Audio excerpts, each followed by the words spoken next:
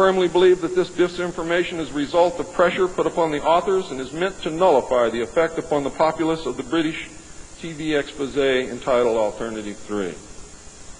The headquarters of the international conspiracy is in Geneva, Switzerland. The ruling body is made up of representatives of the governments involved as well as the executive members of the group known as the Bilderbergers. Meetings are held by the policy committee when necessary on a nuclear submarine beneath the polar ice cap. The secrecy is such that this was the only method which could ensure that the meetings could not be bugged and is the only place where they discuss their most secret matters. I can say that the book is at least 70% true from my own knowledge and the knowledge of my sources. I believe that the disinformation was an attempt to compromise the British TV expose with information which could be proven false, just as the Eisenhower briefing document was released here in the United States under the contingency plan Majestic 12, and which can also be proven false. Since our interaction with the aliens began, we have come into possession of technology beyond our wildest dreams. A craft named Aurora exists at Area 51, which makes regular trips into space. It is a one-stage ship called a TAV, or Trans-Atmospheric Vehicle. And it can take off from the ground using a 7-mile runway, go into high orbit, return on its own power, and land on the same runway. We currently have and fly atomic-powered alien craft at Area S4 in Nevada. Our pilots have made interplanetary voyages in these craft and have been to the Moon, Mars, and other planets aboard these craft.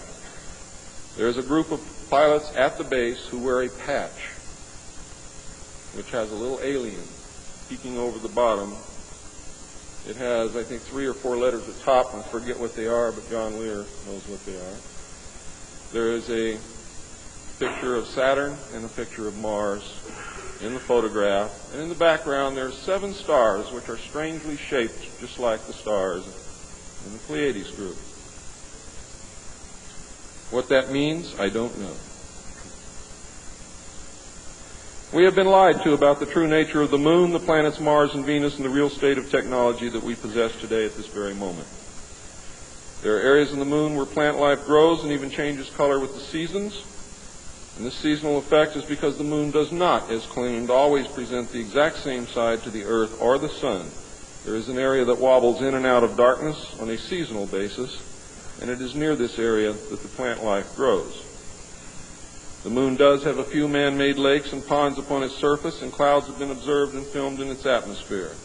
How many of you remember the period of time, several years, when almost every reported alien craft that was reported landed was on or near water and appeared to be pumping water into the craft? How many of you remember that? Quite a few. The water went to the Moon, ladies and gentlemen, to change the Moon. And it is working.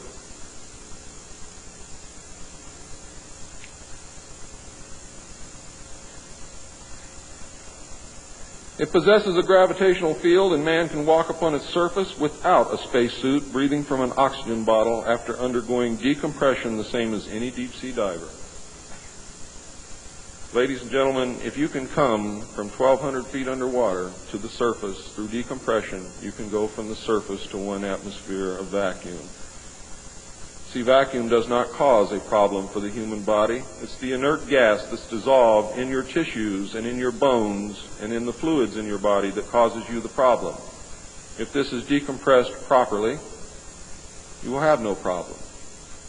All you need is a very small amount of oxygen, a very small pressure to breathe. You will suffer no harm, except for one thing, that oxygen becomes toxic after breathing it over a long period of time. Therefore, excursions would have to be of a minimal time length. Other than that, there is no reason why you or anyone else cannot walk on the surface of the Moon or in space in a vacuum without a spacesuit. How do I know? I used to be one of the world's experts on deep-sea mixed gas breathing mixtures for divers and on deep saturation diving. When I was the head of the department of the Mixed Gas Deep Saturation Diving Division of the College of Oceaneering. And I can tell you now, it's much easier to decompress to a vacuum and walk on the surface of the Moon than it is to bring a man up from 600 feet.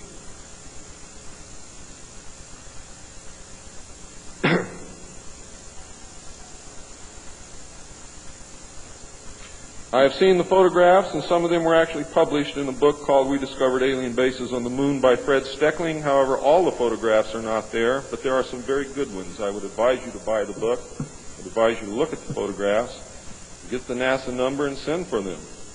I doubt that you can still get them, but at one time you could. In 1969, a confrontation broke out between the human scientists and the aliens at the Dulce Underground Lab. The aliens took many of our scientists hostage. Delta forces were sent in to free them, but were no match against the alien weapons. 66 of our people were killed during this action. As a result, we withdrew from all joint projects for at least 2 years. A reconciliation eventually took place, and once again we began to interact. As far as I know, today we are interacting with the aliens. Now,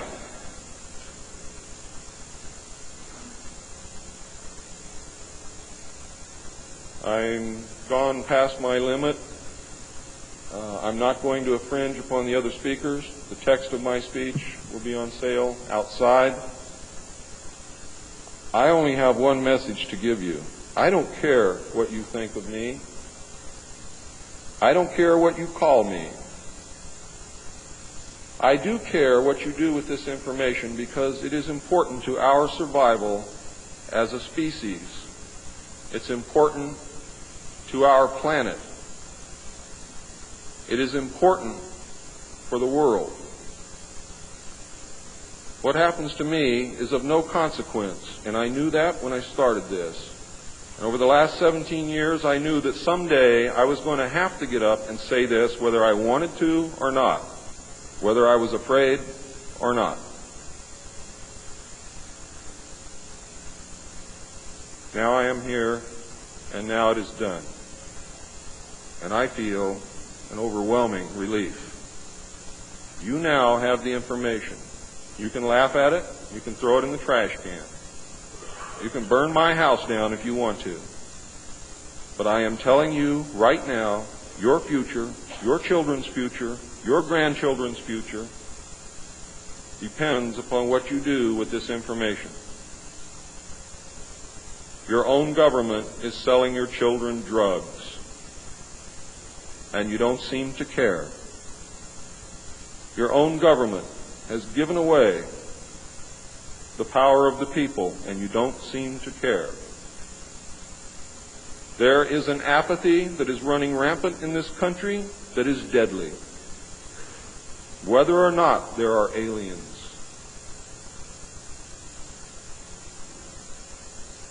We are truly now, at this moment, a nation of sheep.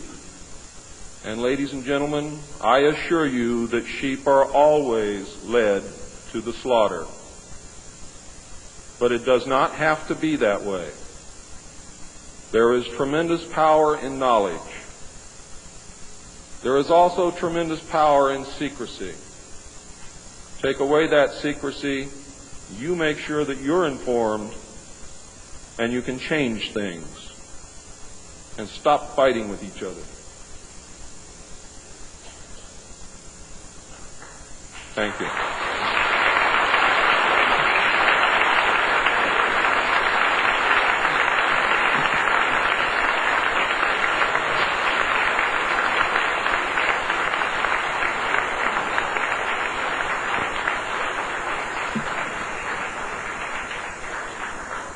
This time, ladies and gentlemen, I think a 5-minute break is in order. What do you think, John? It's been a long time. Please keep it to 5 minutes because we really are very limited on time.